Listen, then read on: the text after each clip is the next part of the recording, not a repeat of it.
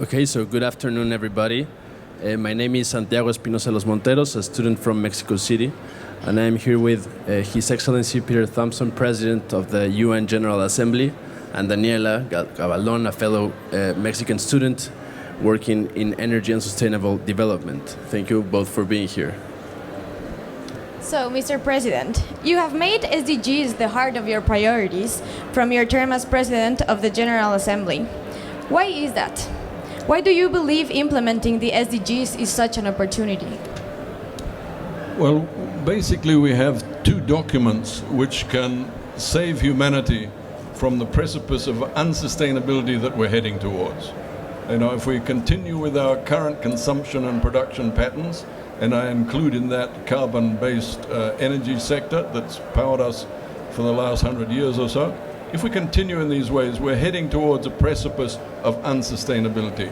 As a grandfather, I find that unacceptable. And, there's a moral responsibility for those of us that are in positions of influence today to ensure that the two agreements that we have that can take us away from that precipice of unsustainability are implemented. And I'm referring to the Paris Climate Change Agreement, and I'm referring to the Sustainable Development Agenda.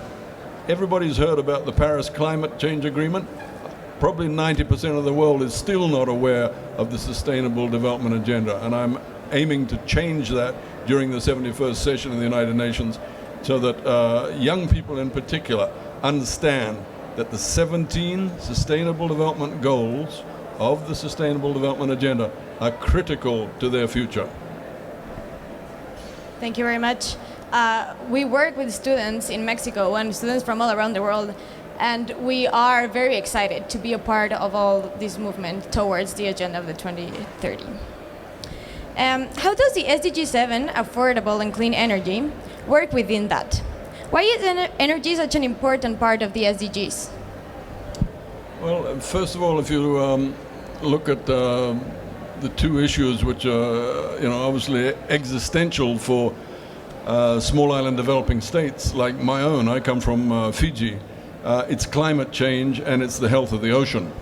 And energy is linked directly to both of those. In fact, energy is linked to every one of the 17 development goals. If we achieve SDG 7, all of the other goals benefit directly from that.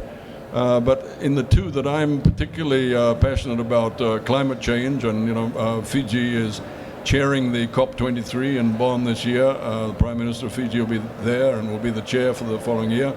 And in New York we have the Ocean Conference from the 5th to the 9th of June, which will be the best and possibly the last chance to reverse the cycle of decline that the ocean is caught in. That will be co-hosted by Fiji and Sweden. So the linkage between energy and those two sectors that I'm so passionate about is very, very strong.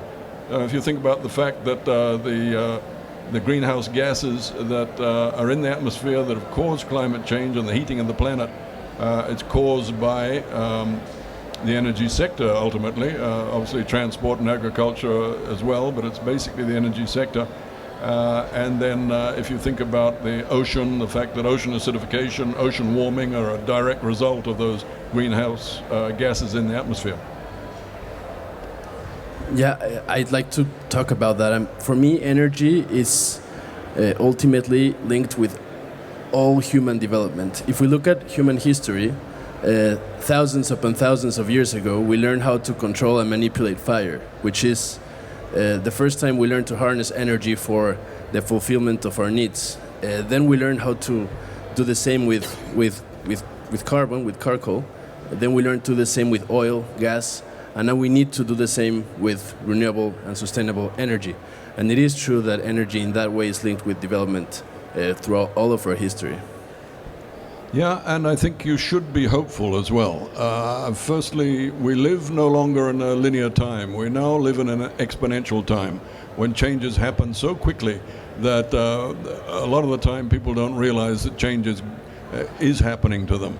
I mean, you think about something like the mobile telephones, how quickly that happened to us. Well, with the new technologies that are coming, I'm very hopeful that we will suddenly see exponential changes in the energy sector. And I believe that the tipping point has already passed. I mean, if I was an investor, there's no way that I would be investing in the old energy sources, the carbon-based ones.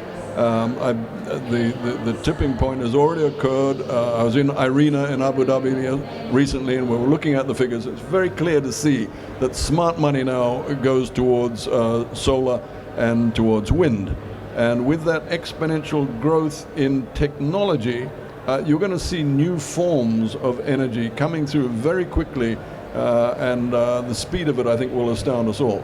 So I'm very hopeful that we will achieve SDG 7 by 2030. I know we're failing badly at the moment. We have to be honest about that. We're not getting there at the moment, but we have to keep up the research, and we have to keep up the absolute dedication to achieving SDG 7, and we'll get there. I agree about that tipping point. More investment was attracted to clean energy sources than other sources during the past more than a couple of years now. And regarding being on track to meet the SDG 7 goal for 2030, you're right, we're not on track, but I like to think that we are on track to being on track. And that is why it's very important for us youth to be involved. No, that's a very good point. Now, I understand you're both from Mexico, and I was really glad to hear that you are being taught about the SDGs in school. I did write a letter to the head of government and the head of state of every country in the world when I took office to say, please teach the SDGs in schools. Make sure they get on all their school curriculums, because youth have the most skin in the game when it comes to the success or failure of the Sustainable Development Goals. Because when the year 2030 comes around, I will be out of the picture, but you all and my grandchildren will be young adults at that time. So you will live with the success or failure. So teaching the SDGs, understanding the logic of the SDGs in schools is absolutely essential. But let me ask you, in Mexico, how are you doing on the sustainable energy front? So in Mexico, we are doing mostly good on a couple of these fronts, but there are 4 of them. In terms of clean cooking access, we are doing better than other developing nations. In terms of renewable energy, we've had a very exciting couple of years. We have approved more renewable energy projects in the past couple of years than in the past 20 years before that. Most of that is wind and solar, of course. And we also launched 9 renewable energy research innovation centers that are multidisciplinary centers that are virtual. They do not exist physically, but they take advantage of the scientific research capacity of several different research institutions throughout the country. And in terms of energy efficiency, we are still an energy-intensive country, but we are getting there thanks in part to one of the speakers of this forum, Mr. Odón de Buen, and the National Commission for the Efficient Use of Energy. This is a very important item in our current administration's agenda. I'm very glad to hear that, because I think increasing energy efficiency is often the poor cousin in these discussions, but it's absolutely essential, and as you know, is a central part of SDG 7, so well done. Yes. So returning to the young generations and the students, it's an often sense among our generation that we want to participate, we want to be a part of, but sometimes the question is how do we get involved in this? So my question would be, if tomorrow you woke up being 18 again, what would you do to get involved in the process? Yeah, it's a good question, and I obviously want to pass on a baton in my own family to my grandchildren in particular. They're all girls, but they're a bit young for it, but I'm going to be counseling them on that. Look, I'll give as an example what happened in my family. Around about 1990, my daughter, who was probably 12 at the time, she came through the breakfast table and said, "Dad, I have decided I'm an eco-feminist." I knew what a feminist was. I thought that's fine, but what's an eco-feminist? I didn't know. I said, I'll watch this space, see what happens. And within a week, our family was separating rubbish. We hadn't been doing that before. In fact, the city where we lived at the time didn't have separate garbage facilities. But she demanded, as a family, that we separate out the plastic, separate out the paper and the rubbish. And we've been doing it ever since. So what I'm saying is that, first of all, young people are probably more idealistic than adults. And we need idealism to drive the logic of SDG 7, firstly. And then secondly, everybody has an individual choice to make in this life. And if you're the kind of person that's prepared to throw a plastic bag on a beach, you need to reform your thinking. Somebody needs to talk to you. And who better to talk to you than your peer group? If a teacher comes and says, bad boy, bad girl, don't ever throw plastic in the ocean again, you just think, oh, that's adult authority. But if your friends say to you, man, think about what you're doing there, think about it. That fish is going to eat that thing. It's going to end up back in your family's dinner plate inside the fish or something. If it comes from your peers, you're more influenced. So what I'll tell my grandchildren is become active in the community to be responsible about the SDGs, because it's individuals, then it's communities, and communities affect local government affects governments, and that's how we change things. But remember also the power of the individual and the power of the community in determining what we consume. And if you refuse to consume what is being given to you by the establishment in terms of products, and you say, I don't want to drive a CO2 emitting car anymore, I don't want a plastic bag given to me at the supermarket, right? And you refuse it, then the production will change because of consumer habit changing. So the power for young people is very strong, I think. It's interesting that you ask this question. For me, the involvement of youth in these matters is very important for two main reasons. Reason number one is that we need to know where we are standing so that we can effectively, decisively, and efficiently involve ourselves in this process when the time comes. The other thing that is very important to us is that we are learning so much about the way the current climate change crisis is being solved. I think we have never come together as a global society as effectively as we are doing now, especially within the context of COPs and maybe the Paris Agreement. And we need to take the lessons learned from the way we are solving the climate change crisis to solve all the other problems that are within the Sustainable Development Goals agenda. I think those are very useful lessons that we need to take into account and then apply in our decision making in maybe 20, 30, 40 years. Yeah, I'm glad to hear that you're hopeful about the implementation of the Paris Climate Agreement. As you know, the small island developing states, we pushed very hard for that 1.5 goal for limiting the increase to 1.5. But personally, I see that as a lost ambition now. And I form my opinions obviously from talking to people like the head of the World Meteorological Organization and the IFCCC people and so on. There's still a chance that we can keep it within that 2-degree ceiling, and that's what we've all got to work hard to do. I've talked to people like the world insurance industry. They say once we get up to the 3 to 4 degrees, which is where we're heading now on our current trajectory, once we get up to that, the insurance industry no longer functions. There's just too much risk for them to bear. So the urgency for human civilization of the Paris Climate Change Agreement succeeding is absolutely existential.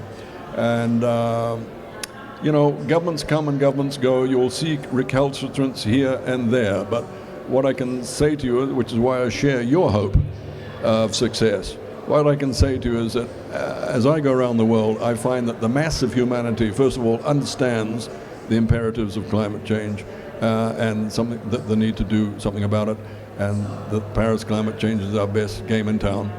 So the mass of humanity is behind us on this. We have the momentum. It won't be stopped now, in spite of what some people would say. So another question. In the implementation of the SDGs, what would it be our greatest strength and also our biggest weakness as a global society?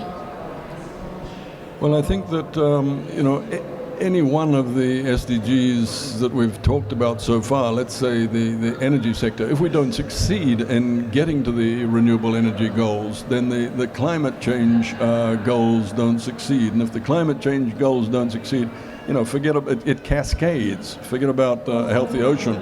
Forget about sustainable agriculture. Forget about sustainable health. So there's a cascading effect. So, the important thing is that we move all of the SDGs forward and that we move the Paris Climate Change Agreement forward. I'm confident that, as I said, the mass of humanity, the great majority of governments realize that this is what we must stay true to around the planet, and we will get there. But in answer to your question, what would drag us down is if that political will collapsed, which I don't believe it will. I don't believe it will either, mainly because of the potential of implementing the SDGs. And talking about SDG 7, I think the potential for the improvement of humankind if SDG 7 is fulfilled is almost endless. If we see all the amount of social conflicts around the world that have to do with the use of old sources of energy, and then we see the potential of implementing sustainable energy in those regions, maybe we can even see a sustainable energy system as a tool for achieving peace in places where social conflicts arise because of the use of oil and gas. So I do believe the potential is enormous in achieving SDG 7. Yeah, I agree. And I think you also need to consider that it's good for the private sector. It's good for business. In fact, I said that, I'm still worried by the low awareness in humanity as a whole of the importance and the logic of the SDGs. But that's not so in business. In the boardrooms of the world, they are very aware of the SDGs. Why? Because that's where growth will come from. As we move into the green economy, the opportunity for new jobs and new business projects, and the fact that it's the developing world where most of this growth will happen, there's tremendous interest from the business sector.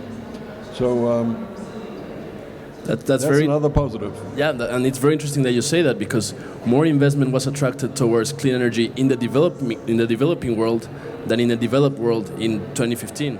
Well, thank you very much, everyone, for being here. Thank you, Mr. President, for this little conversation with us. We appreciate very much, and enjoy the rest of our day. Thank you, everybody. Thank you, and don't stop what you're doing.